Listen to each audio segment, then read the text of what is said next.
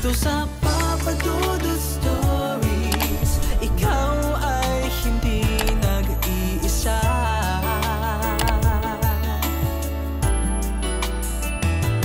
Dito sa Papa Dudut Stories. Maraming beses nasusubukin ng pagkakataon ang isang sitwasyon.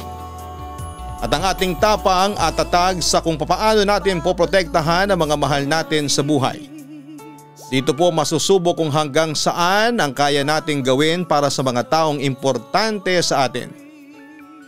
Ngunit paano kung ang banta ng kapahamakan ay mula sa isang nilalang na noon ay hindi mo pinapaniwalaan? Magagawa mo ba ang protektahan ang mahal mo kung desperado ang nilalang na ito na gawang kayo ng hindi maganda? Dear Papa Dudut, magandang araw po sa ating lahat. Itago nyo na lamang po ako sa pangalan na Bridget. Ito palang ikikwento ko ay matagal nang naikwento sa akin ng nanay ko. Bali mas experience niya kasi ito kesa sa akin. Nung ikwento niya ito sa akin ay natakot ako pero at the same time ay medyo natawa din. Nung nakita ko ang channel mo sa YouTube Papa Dudut at nalaman ko na nagbabasa ka rin ng mga horror story ay naisipan kong ipadala sa email mo ang kwentong ito. Pero bago yon ay pinakwento ko ulit kay mama ang mga nangyari noon para ma-refresh sa utak ko at mas maging detalyado ang aking pagkukwento. Nakasubscribe na po ako Papa Dudut sa inyong YouTube channel, ang Kaistorya at ang Papa Dudut Family YouTube channel na kung saan ay nakikita po kita at ang pamilya mo sa totoong buhay. Papa Dudut, noong mangyari ito ay dalawa pa lamang kaming magkakapatid. At ako ang panganay at hindi kami mayaman. Ang totoo ay nakatira kami noon sa bahay ng parents ni mama sa isang probinsya. Wala pa kasi kaming sariling bahay ng time na yon. Aware na ako sa mga nangyayari dati kahit 12 years old pa lamang ako dati. Alam ko na babaero ang tatay ko kasi madalas siyang awayin ni mama dahil sa bagay na yon. Ewan ko ba kay papa kung bakit nagkaroon siya ng ganong klase ng ugali. Siguro dahil na rin sa impluwensya ng mga barkada niya. Madalas kasi silang umiinom at magpunta sa mga bar. Dahil siguro sa tuksuhan ay naging babaero ang tatay ko Papa Dudut. Housewife si mama, nasa bahay lamang siya. Si papa naman ay dating construction worker hanggang sa nakahanap siya ng ibang trabaho. Yung nagbebenta ng kung ano-anong products sa iba't ibang lugar. Kagaya ng sabon na panglaba, shampoo, lotion, mga appliances at kung ano-ano pa. Sa pagkakatanda ko ang tawag ni Papa sa trabaho niya ay nag-i-area sila.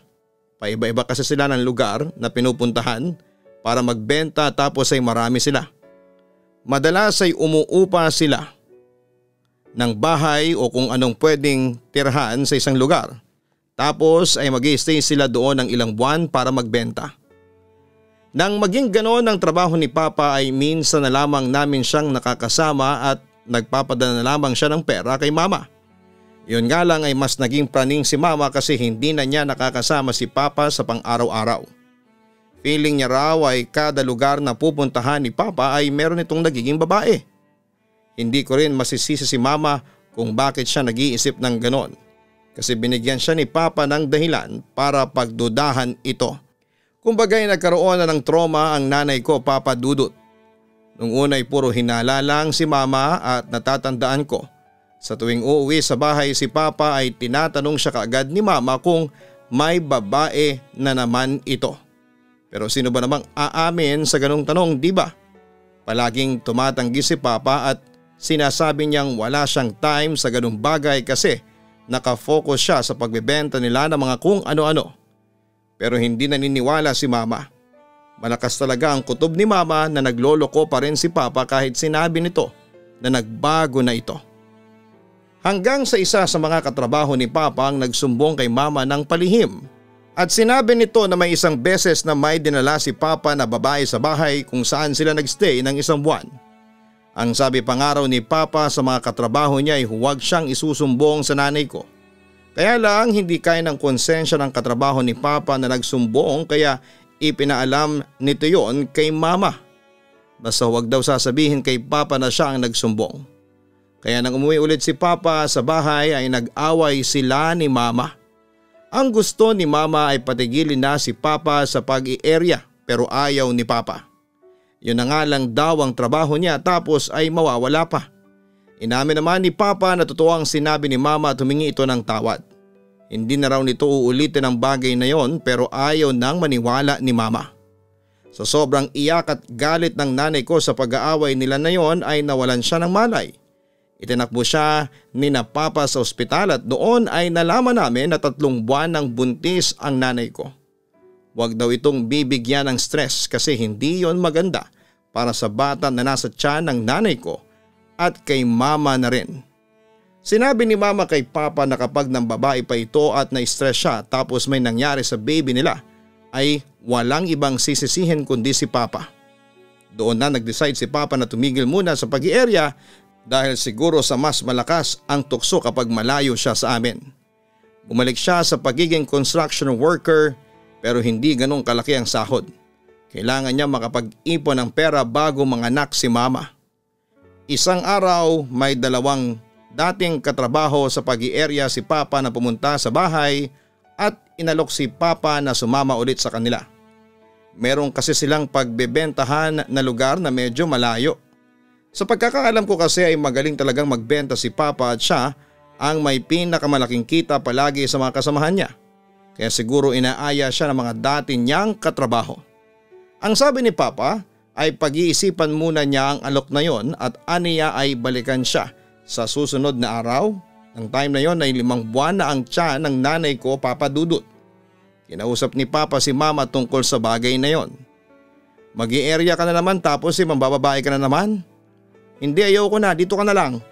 Tura ni mama nang magpaalam si papa. Pero mas malaki ang sahod ko sa ganun. Alam mo na manganganak ka at kailangan natin ng pera para doon. Paliwanag pa ni papa. Ayoko nga, dahilan mo lang yan para makapangbabae ka. Porque hindi pa tayo pwedeng magsiping kasi buntis ako. Naku, alam ko na yung galawan mo. Ganda rin talaga ng timing mo. Inis na sabi pa ni mama.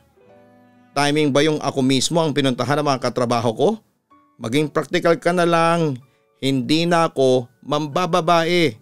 Turan pa ni papa. Sige, papayag lang ako na sumama ka sa mga dati mong katrabaho kapag isasama mo ako.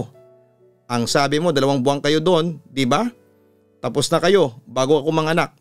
Kung babalik ka sa pag-i-area dapat ay kasama ako. Ang sabi pa ni mama. Kahit ako ay hindi makapaniwala sa kondisyon na hiningi ni mama kay papa para lamang payagan niya itong bumalik sa pag-i-area, Papa Dudut. Nung una ay ayaw pa ni papa kasi maiiwanan daw palagi si mama sa bahay na tutuluyan nila. Tapos ay buntis pa ito. Paano raw kapag nagkaroon ng emergency? Hindi rin daw siya sigurado kung papayag ang mga kasama ni papa sa trabaho na isasama nito si mama. Naging matigas si mama sa gusto niyang mangyari, Papa Dudut. Talagang pinanindigan niya na hindi niya papayagan si papa kung hindi siya nito isasama. Wala nang nagawa pa si papa kundi ang pumayag sa gustong mangyari ni mama. Pero ipapaalam daw muna yon ni papa sa mga kasama niya kung pwede at kung papayag ang mga ito. Kapag hindi raw pumayag ay hindi na lamang sasama si mama. Naintindihan ko kung bakit ganon ang gustong mangyari ng nanay ko. Wala na siyang tiwala kay papa at natatakot siya na mababae na naman ito. Kaya lang hindi ko rin maiwasang mag-alala para kay mama kasi buntis siya. Masela ng kalagayan niya tapos ay isasama siya kay papa sa trabaho nito. Kahit sabihin na nasa bahay lamang siya doon ay iba pa rin kapag kasama niya kami. Merong titingin sa kanya palagi kasi nandun sa bahay sina lolo at lola. Pero alam din naman namin na walang kahit na sinong makakapigil kay mama sa gusto niyang mangyari, Papa Dudut. Nang sumunod na araw ay bumalik ang 2 dating katrabaho ni papa. Itinanong ni papa kung pwedeng sumama sa kanila si mama pero doon lang ito sa bahay kung saan sila tutuloy ng 2 months. Inamin na rin ni papa na hindi siya papayagan na sumama kung hindi kasama si mama. Siguro'y alam din na mga dating katrabaho ng tatay ko ang dahilan. Pumayag naman sila pero parang nagdalawang isip pa si papa kasi ayaw niya siguro talagang isama si mama sa trabaho niyang yon. Sa huli kinuha na ni Papa ang trabaho na yon kasi kailangan namin talaga ng pera para sa panganganak ni Mama. Mas malaki kasi ang kinikita niya sa ganon kumpara sa pagko-construction worker, Papa Dudut. Kinausap na rin kami ni Mama ng kapatid ko. Ang sabi niya ay huwag kaming pasaway sa lolo at lola namin habang wala sila ni Papa. Mag-iwan naman daw siya ng pera at kung kulang ay makitext na lamang kami sa kapitbahay namin kasi isa lang ang cellphone namin dati at sina Mama at Papa ang gumagamit noon. Kapag daw kinapos kami ay magsabi lamang kami sa kanila. Yun ang first time na malalayo sa amin si Mama tapos si 2 buwan pa. Pero wala na kaming magagawa kasi yun na ang gusto niya. Kahit nga sina lolo at lola ay hindi siya napigilan. Kami pa kayang mga anak lang niya. Nalungkot ako nang sumama si Mama kay Papa sa trabaho nito. Nasanay kasi ako na siya ang mag-aasikaso sa amin sa pang-araw-araw ng kapatid ko. Pero walang kalam-alam si Mama noon nang pagsama niya kay Papa ang pagsisisihan niya pala. Ayon sa kwento ni Mama ay bumiyahe sila gamit ang isang van ng halos 10 oras. Dumating sila sa isang probinsya ng gabi na. Ang itsura raw ng bahay na kanilang tinirhan doon ay gawa sa kahoy at kawayan ng dingding tapos ang bubong ay pawid. Meron daw yung 2 kwarto pero sa may sala natutulog sina Mama at Papa. Hindi kasi komportable si Mama na kasama ang mga katrabaho ni Papa sa iisang kwarto. Parang malaking kubo raw yun, Papa Dudut. Ang first night nila ay okay naman daw ang lahat. Nang mag-umaga na ay naiwan si Mama na mag-isa sa bahay na yon. Nainip siya kasi hindi raw siya sanay na walang kasama sa bahay. Ang ginawa ni Mama ay lumabas siya at tumambay siya sa isang malapit na tindahan. Nakipagkwentuhan daw siya sa nagbabantay na nanay sa tindahan na yon na si Aling Ira. "Buntis ka ba o busog ka lang?" tanong ni Aling Ira kay Mama nang mapansin nito ang umbok sa tiyan ni Mama. "Buntis po ako, 5 buwan na," tugon ni Mama. Bakit sumama ka dun sa mga nag-i-area? Hindi ba masama sa buntisang napapagod?" tanong pa ni Aling Ira. Hindi naman po ako kasama sa mga nagtatrabaho. Sumama lang po ako sa asawa ko kasi binabantayan ko." "Babaero kasi," matapat na sagot pa ni Mama. "Naku, yung mga lalaki na yan talaga. Maiwan mo lang sandali, hindi mapakali ang mga ano nila. Pero mag-ingat ka, buntis ka pala. Tapos malapit ka na rin manganak," ang sabi pa ni Aling Ira. "OA mo naman, Aling Ira. 4 na buwan pa bago ako manganak eh. Bakit po ako dapat na mag-ingat? Delikado po ba dito sa lugar ninyo? Marami po bang masasamang loob gaya ng killer at magnanakaw?" tanong pa ni Mama. "Ikaw naman ang OA mo eh. Hindi sa ganon dapat mag-ingat. Payapa dito sa lugar namin. Pinag-iingat kita kasi buntis ka. Lahat ng buntis dito ay natatakot kasi merong tik-tik dito sa amin," sagot pa ni Aling Ira. Natawa raw si Mama sa sinabing yun ni Aling Ira dahil hindi siya naniniwala sa ganon. Ang sabi raw ni Mama ay wala raw katotohanan ang tik-tik o mga aswang. 2 beses na kasi siyang nagbuntis pero wala siyang na-encounter na tik-tik o manananggal. Ang sabi naman ni Aling Ira ay may mga lugar daw talaga na walang aswang pero sa lugar nila ay meron daw. Ayon kay Aling Ira ay marami na raw ang nakapagpatunay na totoong may tik-tik sa lugar nila. Isa na raw doon ang pinsan ni Aling Ira. Noong buntis daw ito ay gabi-gabi itong pinupuntahan ng tik-tik sa bahay at mabuti na lang daw at walang nangyari sa pinsan ni Aling Ira at sa baby nito. Sa kabila ng mga narinig ni Mama ay hindi pa rin daw naniwala si Mama na merong tik-tik sa lugar na yon, Papa Dudut. Kinagabihan ay dumating na sina Papa at ang mga katrabaho niya habang naghahaponan daw sila ay ikinuwento ni Mama ang napag-usapan nila ni Aling Ira. "Totoo yung mga tik-tik na yan. Delikado ka pala rito kasi buntis ka. Buti na lang at sa umaga lang mag-isa ka rito. Sa gabi naman ay nandito kami kaya wala kang dapat na ikatakot," ang sabi ng isa sa mga katrabaho ni Papa kay Mama. "Hindi ako naniniwala sa ganyan. Sa tagal ko nang nabubuhay ay wala akong nakitang aswang o kahit mga multo," ang sabi pa ni Mama. Mas okay pa rin ang mag-iingat. Hindi lang sa aswang at tik-tik. Lalo na't mag-isa ka rito sa bahay sa umaga. Hindi natin alam kung kailan darating ang mga magandang mangyayari. Dapat kasi hindi ka na sumama rito ang wika pa ni Papa. Kung hindi ako sumama malamang may babae ka na naman. Kung may dapat matakot dito ikaw yun. Subukan mo lang na mambabae na naman at iiwan na talaga kita. Hindi mo na makikita ang mga anak mo kasi isasama ko sila. Ang turan pa ni Mama. Tinawanan daw ng mga kasamahan ni Papa ang sinabi ni Mama at okay naman daw ang mga katrabaho ni Papa dahil lahat ay mabait. Lahat daw ay nakagaanan kaagad niya ng loob pero may inis pa rin siya dahil hindi raw niya makakalimutan na minsan ay kinonsente ng mga ito ang pambababae ni Papa. May isa lang daw na nagsumbong sa kanya. Sa mga unang gabi raw ni Mama sa bahay na yon ay medyo hindi pa siya nakakatulog dahil namamahay pa siya. Isang linggo pa raw ang binilang bago siya nakapag-adjust at nakatulog ng maayos sa gabi. Dahil sa walang kasama si Mama mula umaga hanggang hapon ay gumawa na lang siya ng mga gawaing bahay maliban sa pagtambay sa tindahan ni Aling Ira ay yun daw ang ginagawa niya. Tuwing umaga ay nakaugalian na rin niyang magwalis sa paligid ng bahay dahil palaging may mga tuyong dahon na nagkalat. Marami raw kasing puno ng mangga sa paligid ng bahay na yon, Papa Dudut. May ilang beses daw na habang nagwawali siya sa may likod ng bahay ay nagulat siya dahil may nakita siyang may edad na babae na nasa loob ng bakuran. Nakatayo raw iyong babae sa may gilid ng bahay at nakatingin sa kanya. Medyo kakaiba raw yung dating ng babae, parang nakakatakot na hindi niya maipaliwanag. Ang akala naman ni Mama ay yon ang may-ari ng bahay na tinitirhan nila kasi bigla na lang itong pumasok sa bakuran nang hindi nagtataupo. Hindi niya kasi kilala yung may-ari ng bahay na tinutuluyan nila. Tinanong ni Mama kung sino ito at ang sagot ng babae baka raw nagbebenta si Mama ng bunga ng mangga. Naku, hindi ko po alam kung binibenta yung mga mangga kasi nangungupahan lang kami rito, ang sabi pa ni Mama. Kahit 3 piraso lang sana bibili ako, ang sabi ng babae.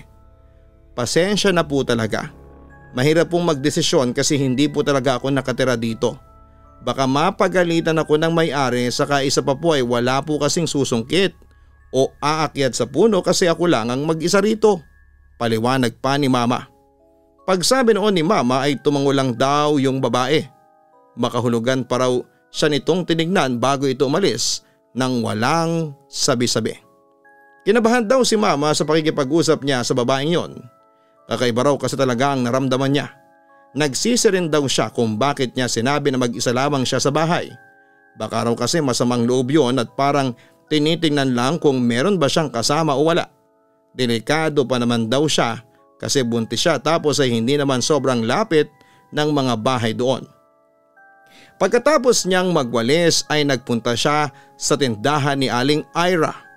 Nakita pala ni Aling Ira yung babaeng lumabas ng bakuran ng bahay kung saan nakatira sina Mama at tinanong nito sa kanya kung sino ang babaeng yon. Nakasalubong pala ni Aling Ira yung babae at hindi raw makatingin dito ng diretsyo. Ewan ko, hindi ko kilala. Nanghihingi ng mangga. Taga rito ba yon? Turan pa ni Mama. Hindi ko alam. Ngayon ko lang nakita ang babaeng yon. Hindi kaya aswang yon? Naku ka, mag-iingat ka. Kung aswang yon ay mukhang minamanmanang ka na. Mamayang gabi ay maglagay ka ng asin sa mga bintana, paalala pa ni Aling Ira. Wala naman pong bintana sa sala.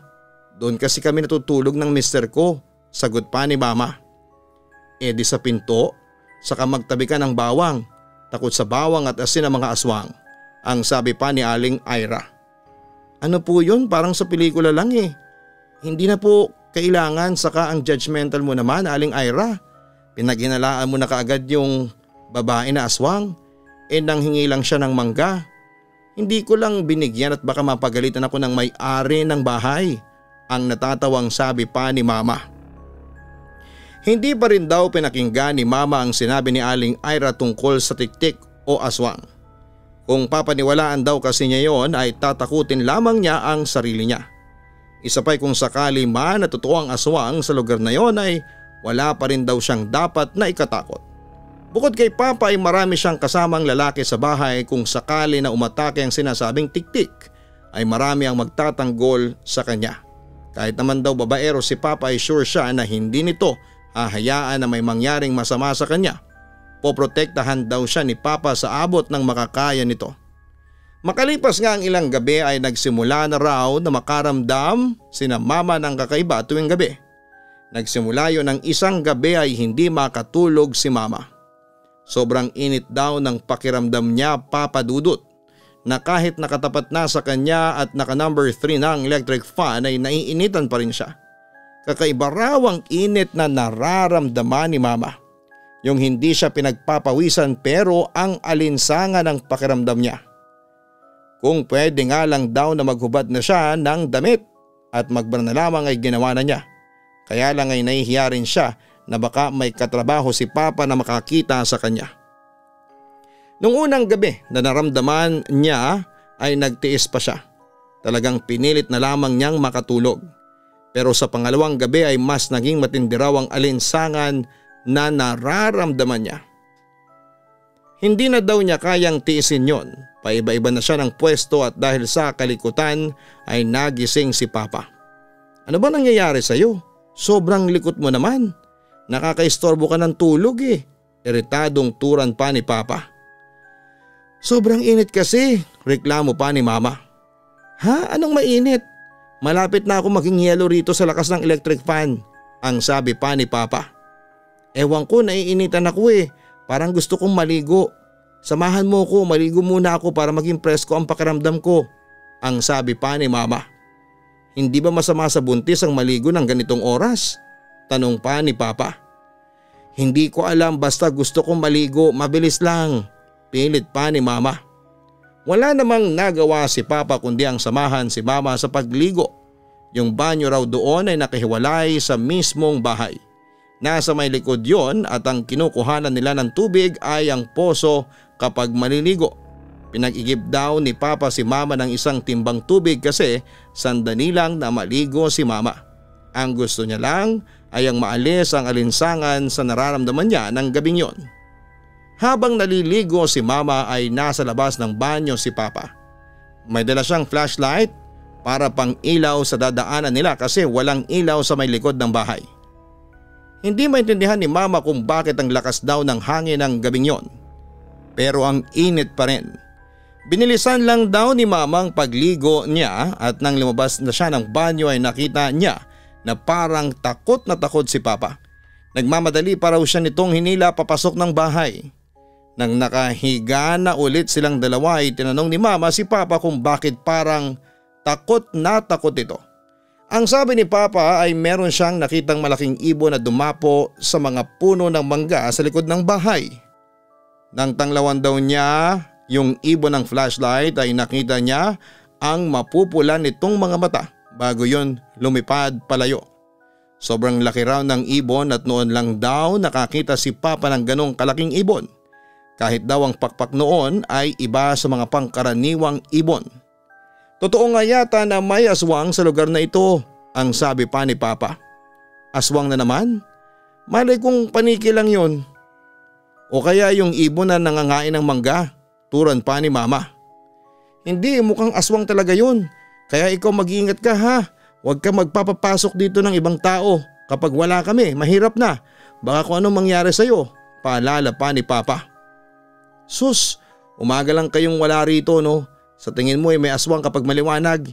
Hindi ba sa gabi lang sila lumalabas? Ang sabi pa ni Mama. Kahit na, mabuti na ang nag-iingat ka. Ano kaya kung umuwi ka na sa atin? Ihahatid kita bukas. Suggestion pa ni Papa. Para makapambabae ka ulit? Hindi na oy. Nandito na rin ako kaya hindi ako uuwi sa atin hanggang hindi natatapos ang trabaho mo. Git pa ni Mama. Bakit ba ganyan palagi ang iniisip mo sa akin? Nagbago na nga ako hindi ba? Ang sabi pa ni Papa. Ilang beses mo nang sinabi yan kaya hindi na ako naniniwala. Hanggang hindi ko na ibabalik ang tiwala ko sa iyo ay ganito tayo palagi. Ang wika pa ni Mama. Kinabukasan habang nakatambay si Mama sa tindahan ni Aling Ira ay nabanggit ni Mama na 2 araw na siyang nakakaramdam ng sobrang init sa gabi. Ayon kay Aling Ira ay hindi naman daw mainit at ang lamig pangaraw.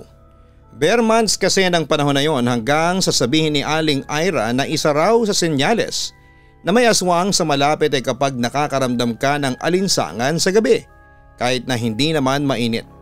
Binalaan ni Aling Ira si Mama na mag-iingat ito at gawin ang paglalagay ng asin sa may pinto. Binalaan pa siya ni Aling Ira na huwag na raw hintayin ni Mama na may tik-tik Papa Dudut o aswang na makaharap bago siya maniwala. Mas mabuti na raw ang mag-iingat si Mama kesa sa magsisi sa huli kapag may hindi na magandang nangyari Papa Dudut. Ipinagsawalang bahala naman yon ni Mama at sayang daw ang asin, baka raw layuan sila ng grasya kung magsasayang siya ng pagkain. Para raw sa kanya ay hindi talaga totoo ang mga ganong nilalang at gawa lang sila ng malawak na imahinasyon ng mga tao para gawing panakot. Nakasurvive si Mama ng 1 buwan sa bahay na yon nang walang masamang nangyayari sa kanya. May 1 beses siyang nagpa-check up sa isang health center sa lugar na yon kasi malayo pala ang ospital doon. Dahil sa wala pang nangyayaring hindi maganda ay hindi raw talaga naniniwala si Mama sa mga kwento ni Aling Ira tungkol sa tiktik na meron daw sa lugar na yon. Kung minsan pang araw ay lumalabas siya ng gabi para magbanyo o kaya ay maligo kapag naiinitan siya. Hindi na siya nagpapasama kay Papa kasi kung ano-ano raw ang ikinikwento nito kapag nagpapasama siya kapag gagamit siya ng banyo. Mas mabuti na raw ang mag-isa siya. Kapag ganun daw ay nagtatalo lamang sila ni Papa kaya mas mabuti nang iwasan ang ganung bagay kesa sa mauwi pa yon sa away.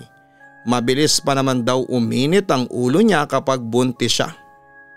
Ayon sa kwento ni Mama, 2 linggo na lang sana at matatapos na ang trabaho ni Papa ay saka pa nangyari ang talagang nagpabago sa paniniwala niya.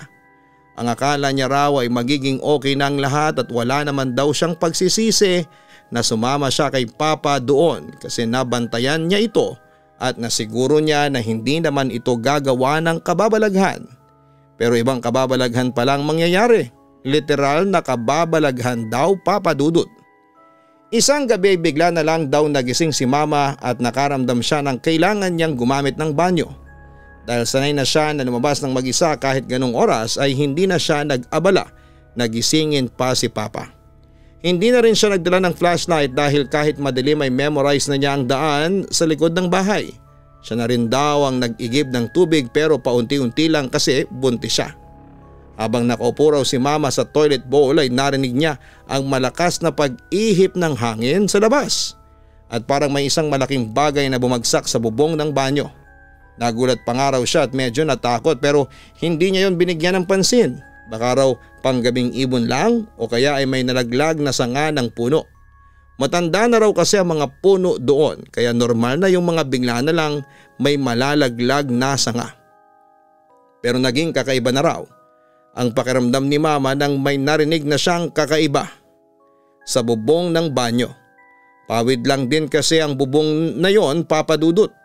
Parang may pusa raw na kinakalkal yung pawid sa itaas. Nagtataas na rin daw ang balahibo niya at mas lalo pa raw nadagdagan ng takot ni Mama nang bigla na lang dumilim ang paligid niya at wala siyang makita. Bukas ang ilaw pero sobrang dilim daw at hindi niya maipaliwanag kung paano yon nangyari. Sa pagkakataon na yon ay napasigaw na si Mama. Paulit-ulit daw niyang tinawag ang pangalan ni Papa hanggang sa marinig niya sa labas sina Papa at ang iba pa nitong katrabaho na nagkakagulo na. Mas lalo raw natakot si Mama dahil ang hinala niya ay may kung anong nangyari sa labas. Nagmamadaling lumabas si Mama sa banyo nang katukin siya ni Papa. Nakita niya raw na may dalang itak si Papa. Hindi na raw ito nagsalita at hinila na siya ni Papa papasok ng bahay. Sumunod na rin daw ang mga kasama ni Papa at naglock na ng pinto ang mga ito. Sinabi ni Mama na kaya siya sumigaw ay biglang dumilim ang loob ng banyo. Para daw siyang nasa isang kwarto na walang pinto at bintana. Yung tipong walang panggagalingan ng liwanag Papa Dudut. Inaaswang tayo. Ikaw siguro, sabi pa ni Papa. Ha? Aswang na naman? Wala na bang bago? Naguguluhang tanong ni Mama. Paglabas ko ay may nakita akong malaking ibon na nakadapo sa bubong ng banyo. Parang nakayakap yung malaki niyang pakpak sa banyo kaya siguro ay madilim ang paningin mo sa loob. Sagot pa ni Papa. Natahimik daw si Mama sa sinabi ni Papa dahil naramdaman niya na hindi ito gumagawa ng kwento para lamang takutin siya. Hindi pa raw sana maniniwala si Mama sa sinabi ni Papa pero pinatotohanan niyo ng mga kasama ni Papa. Kahit kasi ang mga ito ay nakitang malaking ibon na yon. Papa Dudut, kitang kita raw na mga ito ang mabilis na paglipad ng ibon nang lumabas na rin sila habang may dalang itak si Papa. Sa pagkakataon daw na yon ay unti-unti nang naniwala si Mama na totoo ang tiktik at aswang na gumagambala sa kanila tuwing gabi. Hindi niya raw kasi naramdaman na nagsisinungaling sina Papa. Tuwing gabi ay naglalagay na rin sila ng asin sa may pinto at palagi nang nasa ulunan ni Papa ang itak para kung sakali na bumalik ang tiktik ay mabilis nitong makukuha ang itak. Inamin ni Mama na gusto na niyang umuwi ng time na yon pero mas nanaig ang kagustuhan niyang mabantayan si Papa. Saka dahil na rin sa pride, baka raw kasi isipin ni Papa na hindi pala niya kayang tapusin ang 2 buwan niya na naroon. Kaya nagtiis na lamang siya kahit na natatakot na siya. Noon lang daw siya nakaramdam ng ganong klase ng takot. Sa buong buhay niya, mabuti raw sana kung hindi siya buntis at sarili lamang niya ang pwedeng mapahamak. Pero may buhay kasi siyang dinadala at kapag may nangyari sa kapatid ko na ipinagbubuntis niya ay hindi niya magagawang mapatawad ang sarili niya, Papa Dudut. Naging praning din daw noon si Mama. Halos hindi na raw siya nakakatulog ng maayos sa gabi. Kaunting kaluskos daw ay nagigising siya at ginigising niya si Papa. Wala raw reklamo si Papa kahit pa nagigising niya ito dahil siguro mas priority ni Papa ang kaligtasan ni Mama at ng kapatid ko. Nang 1 week na lamang sila roon ay medyo nakahinganan ng maluwag si Mama kasi malapit na silang umuwi.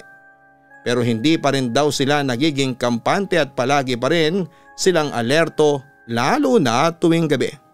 Hanggang isang madaling araw 2:00 na raw yata noon nang biglang magising si Mama dahil may narinig siyang kaluskos sa bubong. Agad niyang ginising si Papa at sinabi niya na merong kumakaluskos sa itaas. Kinuha daw ni Papa ang itak at matapang itong lumabas ng bahay. Pinigilan pa nga raw ito ni Mama pero hindi nagpapigil si Papa. Paglabas ng bahay ay pinagbumura raw ni Papa ang tiktik.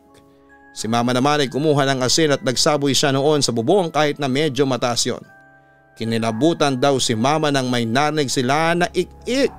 Parang huni raw ng paniki pero mas malaki yung huni. Hanggang sa may malaking ibon na lumipad mula sa bubong at nagpaikot-ikot sa itaas. Tuloy-tuloy pa daw yon sa paghuni na para bang nagagalit. Sa huli lumipad pa rin palayo yung malaking ibon. Takot na takot si Mama ng time na yon, Papa Dudut, nang makita niya ang napakalaking ibon ay alam niya na hindi naman talaga yon isang ibon kundi isang tiktik. Doon na raw siya tuluyang naniwala na may mga ganong talagang nilalang na nabubuhay at kasama natin. Sa awa naman ng Diyos ay ligtas namang nakauwi sa amin si Mama at Papa. Iyon nga lang ay nakakatroma raw ang experience na yon ni na Mama kasi pakiramdam daw niya. Tuwing gabi, Papa Dudut, ay naroon pa rin ang tiktik sa bubong namin. Bumalik muna si Papa sa pagiging construction worker habang wala pa siyang trabaho sa pag-i-area. Saka gusto rin ni Papa na kasama siya ni Mama dahil ilang buwan na lamang ay manganganak na ito. Ang akala ni Mama ay safe na siya dahil nakauwi na siya pero sinundan daw pala siya roon ng tiktik. Tuwing gabi ay palagi siyang nakakarinig ng huni ng paniki na parang galit na galit. Kahit ako mismo ay may isang beses na narinig yon kaya naniniwala ako sa kwento ni Mama. Pakiramdam daw noon ni Mama ay naggalit ang tiktik dahil hindi ito nagtagumpay sa masama nitong balak kay Mama. Kaya kahit umalis sila sa lugar na yon ay sinundan pa rin siya nito. May isang beses pa nga noong kabuwanan na ni Mama ay nagising ako kasi nagmumura si Papa. Ang akala ko ay nag-aaway sila ni Mama pero hindi naman pala, Papa Dudut. Kaya ron nagmumura si Papa ay dahil sa alam nila na merong tiktik sa bubong ng aming bahay. Tapos may isang beses din na merong nakita si Mama na nakasilip sa bintana namin na taong may mapulang mga mata. Gabi nang maramdaman ni Mama na manganganak na siya. Hindi raw niya kasi alam na nagle-labor na siya ng maghapon. Mabuti na lamang at merong tricycle yung kapitbahay namin at napakiusapan siya ni Papa na ihatid si Mama sa ospital kasama si Papa. Ayon kay mama, habang bumabiyahe sila papunta ng ospital ay merong malaking ibon na nakasunod sa kanila. Huni raw ito ng huni at halatang galit na galit. Halos hindi na raw naramdaman ni mama ang sakit ng tiyan kasi mas nanaig ang takot sa kanya. Wala raw siyang ginawa sa buong biyahe nila kundi ang magdasal ng magdasal. Buti raw at ligtas silang nakarating sa ospital at safe din niyang naipanganak ang kapatid ko. Nang makauwi na si mama sa bahay kasama ang bago naming kapatid ay hindi pa rin natigil ang pagpaparamdam sa amin ng tik-tik. Ilang gabi rin kaming natatakot palagi kasi bigla na lamang may kumakalusko sa bubong. Kahit ang lolo ko ay merong nakitang itim na baboy na naglalakad paikot ng bahay nang lumabas siya isang gabi. Minura raw niya ang baboy at bigla itong tumakbo palayo. Kaya hindi na kami pinapalabas ni ng mama at papa sa gabi kapag alas 6 na ay nasa loob na kami ng bahay. Takot din naman ako na kuhanin ang tik-tik na yon, Papa Dudut. Talagang hindi namin pwedeng bigyan ng chance ang nilalang na yon para masaktan ang isa sa amin. Parang hindi raw talaga titigil ang tik-tik na yon hanggang sa hindi nito nagagawa ang gusto nitong gawin. Ang hinala namin ay gusto niyang kunin ang kapatid naming bunso. Siguro'y dahil talagang nagalit siya noon kina mama at papa. Ilang buwan din kaming nabalot ng takot, Papa Dudut, hanggang dumating na ang araw na tumigil na ang tik-tik sa panggagambala at pananakot sa amin. Siguro'y naisip niya na hindi talaga siya magtatagumpay, kaya sumuko na lamang siya. Ginawa rin kasi namin ang lahat para maprotektahan ang isa't isa, lalo na ang bunso kong kapatid. Naglagay kami ng asin sa may bintana at pintuan. Kahit ang bubong ay sinabuyan ni Papa ng asin. Kaya ang lakas namin noon sa asin. Pero kung iisipin siguro ng iba ay paranoid lamang kami, lalo na sa mga taong hindi naniniwala, Papa Dudut. Hindi ko naman pinipilit ang lahat na maniwala dahil meron tayong kanya-kanyang isip at mga bagay na pinapaniwalaan. Pero ganoon pa man ay nagpapasalamat ako na walang masamang nangyari kay mama at sa kapatid ko o kahit na isa man sa amin. Naging okay na rin ang pagsasama din ng mama at papa after noon, Papa Dudut. Pinatunayan din ni Papa na hindi na siya ng bababae kaya kahit na nag-i-area si Papa noon ay hindi na sumasama sa kanya si Mama para magbantay. Medyo matagal bago bumalik ang tiwala ni Mama kay Papa pero at least ay okay na sila ngayon. At yun naman talaga ang importante. Salamat talaga at naliwanagan na ang isipan ni Papa na walang magandang maidudulot ang pagiging babaero niya. Anga rin ako sa tatag ni mama kasi kahit na ilang beses na siyang niloko ni Papa, dati ay hindi pa rin siya bumitaw. Kung sa akin siguro yon, isang beses pa lamang akong niloko ay iiwan ko na kaagad. Siguro ay iba na rin talaga kapag meron na kayong mga anak. Pipilitin mong ayusin kahit pa sobrang sakit na. Kaya ngayon ay medyo may takot ako na kapag nabuntis ako ay may experience ko rin na nangyari kay mama. Feeling ko ay hindi ko yon kakayanin kasi hindi ako kasing tapang ng nanay ko, Papa Dudut. Pero sana'y hindi yon mangyari sa akin at if ever man na mangyari sana'y kagaya ni Papa ang mapapangasawa ko na gagawin ang lahat para lamang protektahan ako at ang magiging anak namin. Menos na lang syempre yung pagiging babaero ni Papa dati. Lubos na gumagalang, Bridget. Tunay na kapag sinira mo ang tiwala ng isang tao ay mahihirapan ka nang maibalik yon sa dati. Para itong isang nabasag na salamin na kahit buuin mo ay naroon pa rin ang lamat. Kaya kapag binigyan ka ng isang tao ng pangalawang pagkakataon ay huwag mo na itong sayangin pa. Ipakita mo na karapat dapat ka sa isa pang chance na ibinigay sa iyo. Dahil bihira ang taong nagbibigay ng second chance. At mas lalong bihira ang nagbibigay ng napakaraming tsansa. Huwag mong isipin na porket mahal ka ng isang tao ay mapapatawad at matatanggap ka niya. Tandaan natin na ang panluloko sa taong walang ginawa kundi pakitaan tayo ng kabutihan ay may hindi magandang balik. Huwag mo nang hintayin na balikan ka ng karma dahil kapag eto na ang gumanti sa iyo ay baka hindi mo na magustuhan ang resulta. Huwag kalimutan na mag-like, mag-share at mag-subscribe. Magandang gabi po sa inyong lahat. Ang buhay ay mahiwaga, laging may lungkot at saya. Sa Papa Dudut Stories, laging may karamay ka.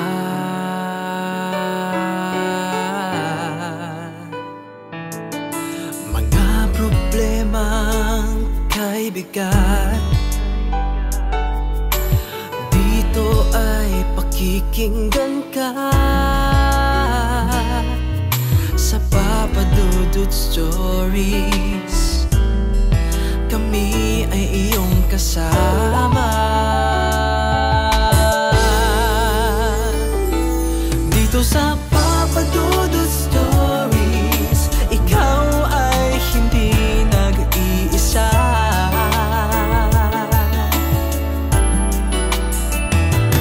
Dito sa Papa Dudut Stories, may nagmamahal sa'yo. Papa Dudut Stories, Papa Dudut Stories, Papa Dudut Stories.